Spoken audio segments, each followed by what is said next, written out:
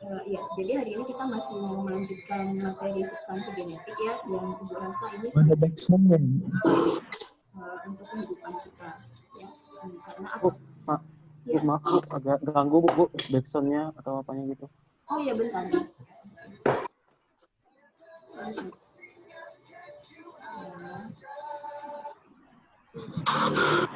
BCA Mobile. Ya, oke, sorry ya. Ya, jadi Ya kita Bu, melanjutkan materi yang kemarin ya, substansi genetik, masih membahas seputar gen dan teman-temannya. Nanti yang terpenting adalah di ending bab ini kita akan melihat bagaimana gen-gen itu, bagaimana mekanisme gen-gen itu bisa diekspresikan dengan baik dan apa saja nanti yang bisa mempengaruhi ekspresi gen tersebut. Oke, kita ya share screen.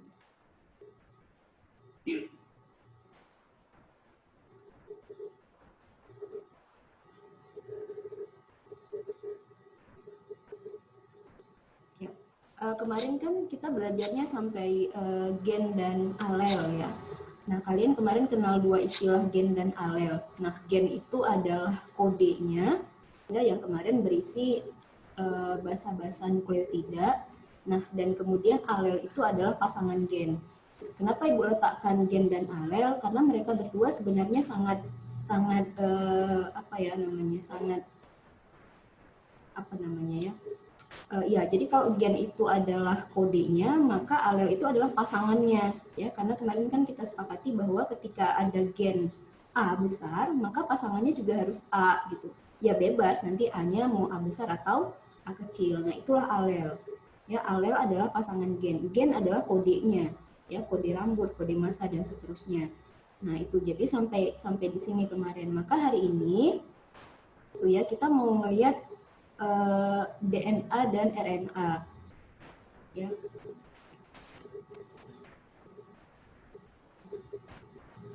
Ya, jadi Ibu pasangkan lagi hari ini ya ada dua kata di situ, ada DNA dan RNA, ada dua benda sih sebenarnya yang nanti kalian akan diajari apa itu ya, apa dua benda itu dan ketika ada dua benda kan kita harus mencari persamaan atau membandingkan ya perbedaan keduanya. Ya, kalau bahasa orang sih DNA itu kan kemarin kalian sudah lihat ya. Secara struktur dia seperti ya, seperti apa ya? Seperti tali yang dipilin, ya yang dipilin. Nah, yang kemarin terdiri dari ada gulanya, ada basanya. Nah, jadi si basa itu sendiri tuh ada purin dan pirimidin ya. Nah, ada ini memang sedikit hafalan sih, tapi kalau di soal-soal sih dia nggak akan nanya ya, purin adalah enggak gitu. Ya pasti dia nanya nanti pasangannya. Setelah ini nanti ada video yang bisa kalian lihat. Jadi Ibu suka pakai gambar aja sih sebenarnya. Nah, jadi kira-kira seperti inilah kalau misalnya kalian lihat bentuknya. Nah, ini kan udah nggak kelihatan ya mana gulanya, mana fosfatnya. Di mana posisi gula dan fosfat? Ya posisinya di ini, di apa namanya, di ibu tangganya ini ya. Kalau misalnya kalian lihat ini seperti anak tangga, ya maka gula dan fosfatnya nggak akan kelihatan kalau kita sudah disuguhkan dengan gambar yang seperti ini gitu. Yang kelihatan apanya? Cuma basanya saja ya. T berpasangan dengan A, S dengan G dan seterusnya ya. Jadi nah, kalau misalnya kalian lihat struktur pilinannya kan nanti akan seperti ini ya. Nah, kemarin kita sudah sempat singgung sedikit ini. Nah, ini ibu tangganya. Nah, jadi posisi gula dan fosfat itu akan di sini. Nah, anak tangganya itulah basa-basa nitrogen yang kemarin kita bahas. Ya, ketika sitosin berikatan dengan guanin, maka akan disatukan oleh 3 ikatan hidrogen dan seterusnya. Nah, antar basa pun terikat. Ya, antar basa pun terikat. Makanya DNA itu diupayakan sekali dia tidak boleh terburai gitu, nah, tidak boleh terburai. Nah, posisinya tuh harus berpilin terus seperti itu. Gitu. Nah, kita lihat video dulu ya, biar kalian bisa membayangkan kali ya.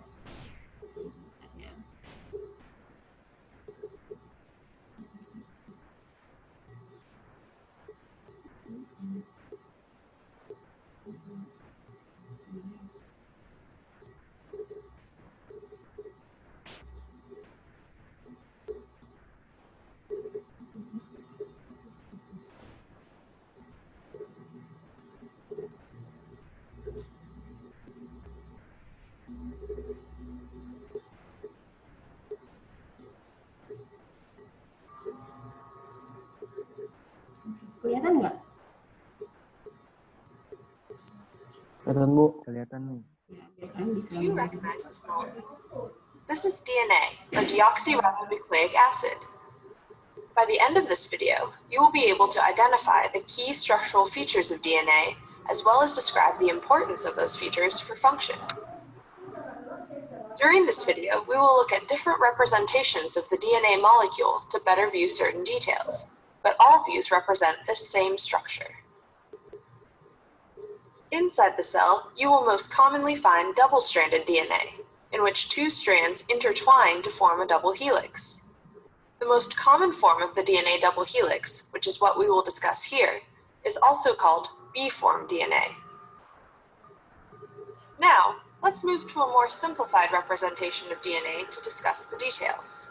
We can unwind the double helix. Ya, jadi kalian mulai bisa ya nak membayangkan ini posisi ketika DNA itu sedang tidak berpilin, ya, ketika sedang tidak berpilin. Like this, so that we can see the chemical structure inside. Each strand is a polynucleotide, meaning the strand is made up of many individual units called nucleotides. Ya, ini yang kemarin kita bahas ya. Nah, dan ini sering sekali biasanya muncul di soal UN. Nah, jadi DNA itu kalau kita kecilkan lagi sampai bagian yang lebih kecil ya namanya adalah nukleotida. Nah, jadi satu nukleotida itu harus ada fosfatnya, gulanya, dan basa nitrogennya. Kalau dia DNA kan double helix ya, berarti yang sebelahnya juga harus kita hitung. Gitu. Jadi kalau misalnya ini satu, ya ini ada pasangannya, berarti hitungannya dua. Gitu. Ya, dua nukleotida. A nucleotide has three components: the 5-carbon sugar, a phosphate group, and one of 4 possible nitrogenous bases: adenine, guanine, thymine, and cytosine. The nitrogenous base is always attached at the 1' carbon of the sugar. If we count from there, we can see that there is a phosphate between the 5' carbon of one sugar and the 3' carbon of the neighboring sugar. Ya, jadi kalian akan melihat nanti angka 5 dan 3. Ya, kenapa 5, kenapa 3? Nah, itu tergantung dari dia lengketnya di atom C nomor berapa gitu ya kalau orang kimia sih. Ya, jadi jangan bingung nanti kenapa pembacaannya kok dari 5 aksen ke 3 aksen. Ya. The sugar is called deoxyribose because it is missing a hydroxyl group at the 2' carbon, which is present in ribose. Because of this, nucleotides in DNA, deoxyribonucleic acid, are called deoxynucleotides. Nucleotides attach to each other in the DNA strand by phosphodiester bonds. The phosphate group of one nucleotide binds to the 3' oxygen of the neighboring nucleotide. Thus, we can see that the sugars and phosphate groups make up the DNA backbone. The carbon numbering is key to describing the directionality of the DNA strand, 5' to 3'. Looking within the sugars, there is an intrinsic orientation difference between the two strands. On the top strand, you can see that the 5' carbon of each sugar is on the left, and the 3' carbon. Ya. Nah, jadi kan kalian bisa lihat nih ya, ini kan kalau di kimia struktur seperti ini kan berarti ada C-nya di sini, ada C-nya. Nah, maka ini C-nya di atom C nomor 5 berikatan dengan fosfat. Kemudian di atasnya di atom C nomor 3 gitu. Nah, seperti itu. Jadi makanya nanti kalian di soal-soal itu akan melihat 5, 3, 5, 3 selalu. Tidak pernah ada angka 1 atau 2 gitu. Is on the right. The opposite is true for the bottom strand. Ya, jadi pasangannya, opositnya adalah kalau misalnya di sini 5, ya otomatis kan di sini 3. Nah, dari mana 3-nya kan kalian lihat di sini ya, ini angka 3 nih. Inilah atom C nomor 3 yang lengket di fosfat. Ya, jadi kalau di atasnya 5, pasangannya pasti 3. Gitu. Reading left to right, that makes the top strand orientation 5' to 3', and the bottom strand orientation 3' to 5'. These strands are also sometimes called Watson and Crick. Ya, mungkin sedikit aja biar kalian nggak bertanya-tanya Watson dan Crick. Nah, itu penemunya, ya penemu DNA ini. mereka yang dapat Nobel yang membuktikan bahwa ini adalah bentuk DNA yang valid. Keep in mind that this double-stranded DNA is still a double helix, and we have simplified the representation by flattening and unwinding the helix here to better see the atomic structure. Although the nucleotides come together through covalent bonds in the backbone, the two DNA strands interact through non-covalent hydrogen bonds between the bases. Each base forms multiple hydrogen bonds with its complementary base on the opposite strand. Bound together by hydrogen bonds, each unit is called a base pair. The hydrogen bonding contributes to the specificity of base pairing. Thymine preferentially pairs with adenine through 2 hydrogen bonds, and cytosine preferentially pairs with guanine through 3 hydrogen bonds. Thymine and cytosine are called pyrimidines, characterized by their single ring structure, and adenine and guanine are called purines, which have double rings. The geometry of the AT, or TA, and GC, or CG, base pairs is the same, allowing for symmetry and base stacking in the helix. This mostly has to do with the distance between the backbones and the angles to which the base is attached to the backbone. Other base pairs, like GT for example, do not have the same geometry, cannot form strong hydrogen bonds, and disturb the helix. The double helix structure of DNA is highly regular. Each turn of the helix measures approximately 10 base pairs. In addition to the hydrogen bonding between the bases, the stacking of the bases also stabilizes the double helix structure. These pi-pi interactions form when the aromatic rings of the bases stack next to each other and share electron probabilities. The regularity of the helical structure forms 2 repeating and alternating spaces called the major and minor grooves. These grooves act as base pair recognition and binding sites for proteins. The major groove contains base pair specific information, while the minor groove is largely base pair non-specific. This is because of the patterns of hydrogen bond acceptors and donors that proteins can interact with in the grooves. Jadi nanti ini kan kemarin kan kita bicarakan bahwa di DNA itu nanti akan terikat pada protein ya. Kemarin kita sudah kenal dengan protein yang namanya histon. Jadi memang kalau secara kimia ya memang sangat spesifik sekali DNA ini bisa berikatan dengan protein secara ikatan kimia ya. Kalau di kimia dulu kan kelas 10 kalau ibu tidak salah kan belajar elektronegatif dan sebagainya. Nah itu ya yang buat ikatan-ikatan tadi gitu. Nah jadi misalnya kayak satu molekul satu unsur misalnya dia di kulit terluarnya 2. Nah untuk stabil kan harus 8, maka dia butuh 6 elektron lagi. Nah jadi seperti itu. Jadi hal-hal jangan bingung kok bisa tiba-tiba lengket gitu ya. Nah, makanya rajin-rajin lah belajar kimia, karena kimia dan biologi itu sebenarnya nggak bisa dipisahin gitu. In this way, the DNA can be acted upon in either a sequence-specific or non-sequence-specific manner, allowing proteins to position themselves correctly in the genome to carry out their designated tasks. This is the DNA double helix, and you've now learned the structural features that influence its function. We hope you've enjoyed exploring this amazing molecule with us.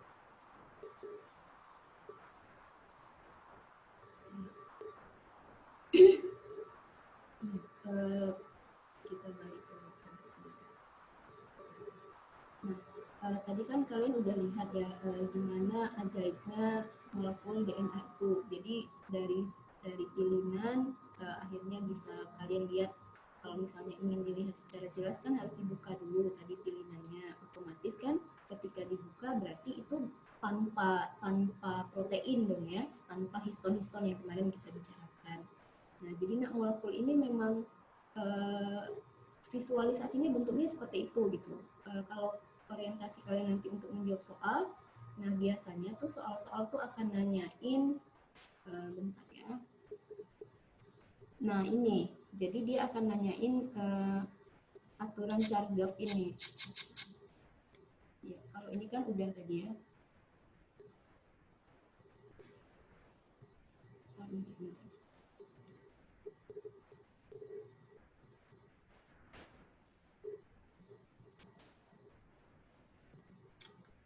Ya, nah ini aturan Chargaff sih kalau kami bilang di biologi ya.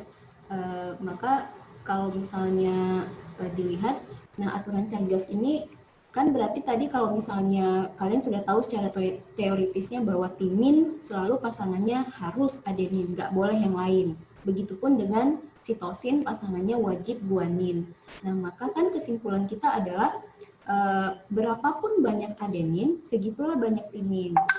Kayak begitu ya. Jadi kalau misalnya nanti di soal dibuat jumlah adenin 50% ya 50%.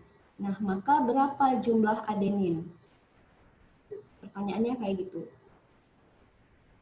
Nah, berarti jawabannya adalah ya semana banyak timin, tapi begini ya anak-anak, kalian jangan lupa bahwa total dari semuanya adalah 100%. Jadi misalnya soalnya Ibu ganti, misalnya kayak gini, jumlah timin adalah 20%. Maka berapa jumlah guanin? Nah, misalnya 80%, Bu.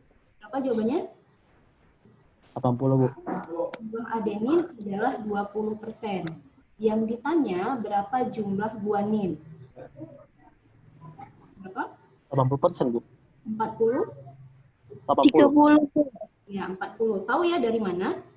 Ya, jadi kan timinnya 20, otomatis adeninnya juga 20 gitu. Nah, mereka berdua berarti sudah ngambil porsi 40%. Maka sisanya adalah pasangan guanin dengan sitosin.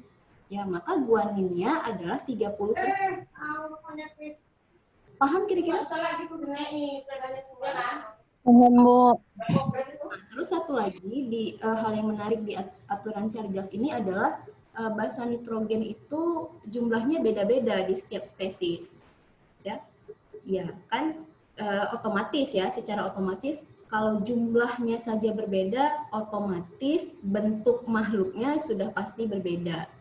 Nah, jangankan secara jumlah, ya, mungkin secara porsi nukleotidanya aja beda, makhluknya sudah berbeda gitu. Nah ini yang unik sekali, makanya berkali-kali Ibu bilang kalian punya potensi, kalian tuh punya gen yang unik yang orang lain nggak punya. Nah, tinggal lagi kalian menemukan ya apa keunikan kalian, apa kelebihan kalian yang orang lain nggak punya, dan itu yang harus dimaksimalkan kayak gitu.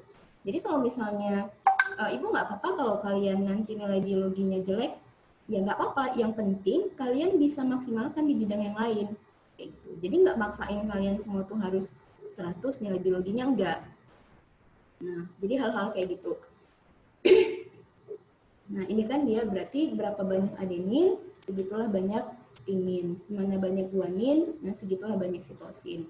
Nah, satu lagi temennya nih ya, teman si DNA ini ya, temennya adalah RNA. Nggak terlalu sulit membahas si RNA kalau kalian sudah kenal DNA. Kan tadi targetnya adalah kalian bisa membandingkan ya, membandingkan. Tadi kalau DNA itu bentuknya double helix, maka si RNA itu bentuknya single helix. Nah, itu perbedaan yang sangat signifikan di antara dua rantai molekul genetik ini.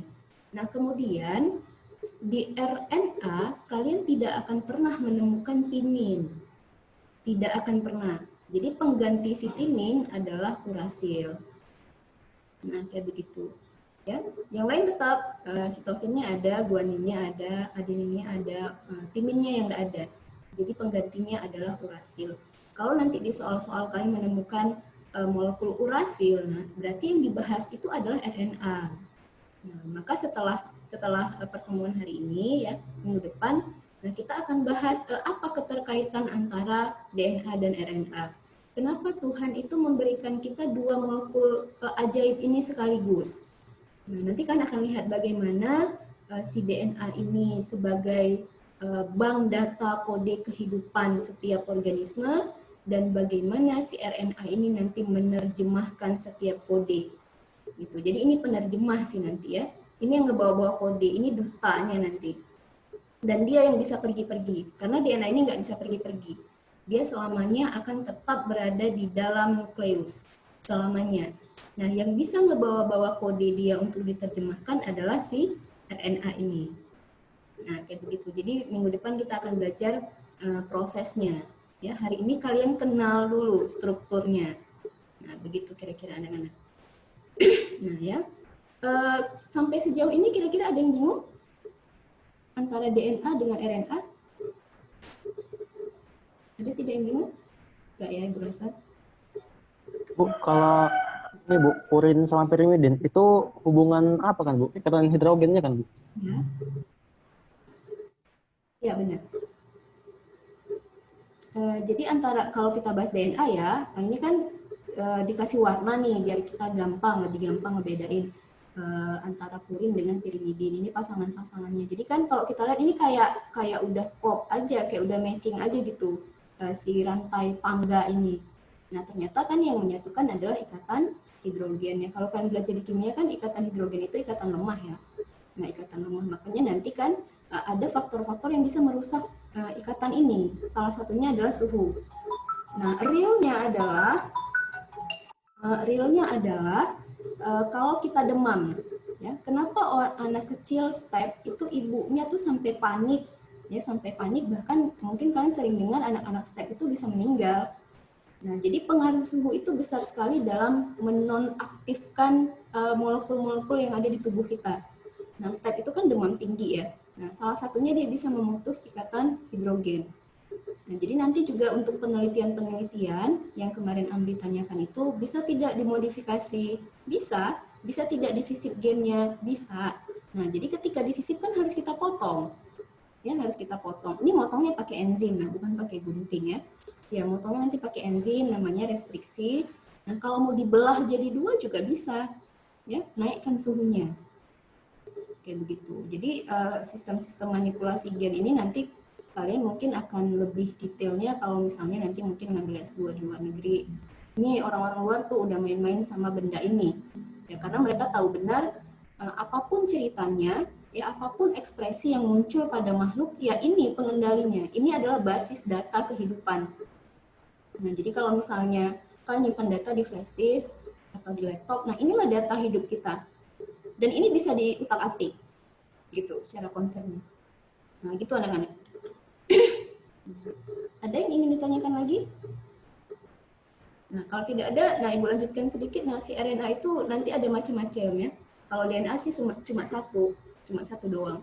Nah, kalau si RNA itu ada 3 macam. Nanti kalian akan kenal RNA D, duta, ya RNA R. R ini singkatan dari ribosom, dan RNA T ini singkatan dari transfer.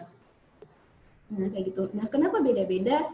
Ya, masing-masing nanti punya tugas berbeda dalam proses sintesis protein. Nah, yang akan kita bahas minggu depan. Kalian nggak perlu hafal sih ya. Nah, Ibu meminimalisir sekali kalian menghafal gitu. Karena akan lupa. Jadi tidak perlu dihafal RNA D fungsinya apa, R apa, itu nggak perlu. Ya, yang jelas kalian ini aja sih tahu saja ya bentuk RNA itu single helix.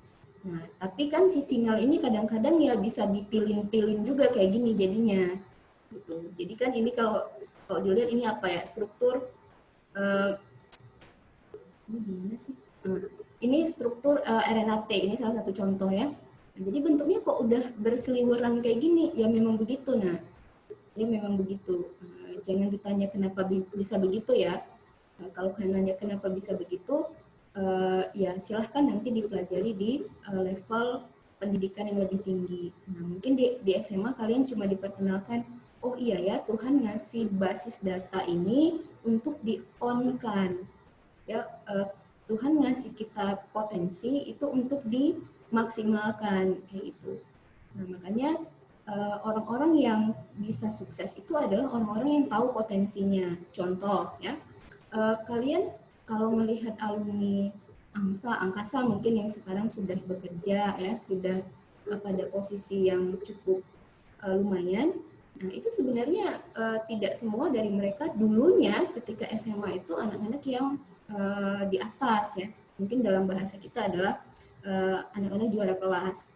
Nah, bahkan anak-anak yang dulunya dikenal dengan, mungkin kalian kenal istilah the worst 10 dan sebagainya, nah justru mereka juga sekarang nggak kalah gitu loh dengan anak-anak yang dulunya juara kelas. Nah, kenapa bisa seperti itu? Semakin kita besar, ya harusnya kita semakin tahu di mana potensi kita gitu. Jadi nanti kalian mau kuliah di perikanan, di peternakan, ya nggak ada masalah. Asalkan kalian memang suka dan kalian punya kemampuan di sana. Nah, kayak begitu. Ya. Nah, kalau mau lihat perbedaan ya dalam bentuk hafalannya ya kira-kira seperti inilah ya. Nah, secara komponennya dia bedanya di hasil. Ya, secara bentuknya si DNA itu double, si RNA itu single. Ya. Nah, kemudian kan tadi Ibu bilang kalau DNA itu nggak bisa kemana-mana. Ya, dia posisinya tetap di dalam nukleus. Atau beberapa organel punya DNA sendiri ya, kayak kloroplas dan mitokondria. Sementara RNA itu bisa ke sitoplasma, bisa jalan sampai ke sitoplasma. Dan kemudian DNA seumur hidup itu akan tetap, nah, RNA itu bisa berubah-berubah. Nah, ya itu aja Ibu rasa untuk hari ini. Ada pertanyaan? Kita punya waktu nggak sih masih? Ada pertanyaan? Tidak, Bu. Ada? Enggak ya? Tidak, Bu. Saya, Bu. Ya. Abdi, Bu, ada, Bu. Kenapa? Enggak. Abdi mau Abdi, bertanya, Bu. Oh, Abdi, silahkan. Silahkan, Abdi. Kalau racun itu, Bu, itu bisa menyerang DNA kita apa enggak, Bu? Racun. Iya. Racun. Bisa dispesifikkan mungkin racun seperti apa yang maksud? Ya, kayak bisa ular, Bu. Oh, oke. Sebenarnya racun dalam tanda kutip zat kimia ya. Zat kimia apapun itu, nah itu ketika masuk ke dalam tubuh kita, itu akan direspon. Nah, tinggal lagi tergantung ya tingkat bahayanya sampai sejauh mana. Kalau misalnya racunnya sintetis ya kayak kalian mungkin pernah dengar kasus kopi Mirna. Ya kemarin keluar nggak ya di ujian? Jadi kopi Mirna itu kan dalam hitungan menit ya itu meninggal gitu. Nah berarti kan racun itu bisa merusak seluruh sistem yang ada di tubuh kita. Nah kayak kodenya kok nggak ini lagi, kok nggak bisa diekspresikan lagi gitu. Jantungnya kok nggak berdetak lagi karena detak jantung, kemudian kedipan mata, gerakan otot. Nah itu semuanya kan yang mengendalikan gen sebenarnya. Bisa tidak mempengaruhi bahkan sampai merusak gen ya bisa saja. Nah cuma apakah seluruhnya kan makanya bisa ular itu ketika kita digigit ular maka pertolongan pertama adalah posisikan organ atau bagian tubuh yang digigit itu di paling bawah. Nah jadi kalau misalnya tangan yang digigit ya usahakan kalian jangan tiduran karena kalau tiduran nah itu racun akan lebih cepat menyebar. Karena sifat cairan itu kan dari tempat yang tinggi ke tempat yang rendah gitu. Nah itu Abdi kira-kira. Nah, terima kasih, Bu. Ya, racun ya yang real ya, kalau misalnya kita lihat zat yang real itu kayak racun, zat-zat kimia, makanan yang tidak sehat ya, misalnya kayak kita beli gorengan pakai saus yang merah yang lengket di tangan itu kalau kita makan. Nah itu juga dalam waktu yang lama ya akan terakumulasi dan ada kemungkinan bisa merusak gen. Nah makanya Ibu bilang makanan itu sangat mempengaruhi ya on off-nya gen kita itu.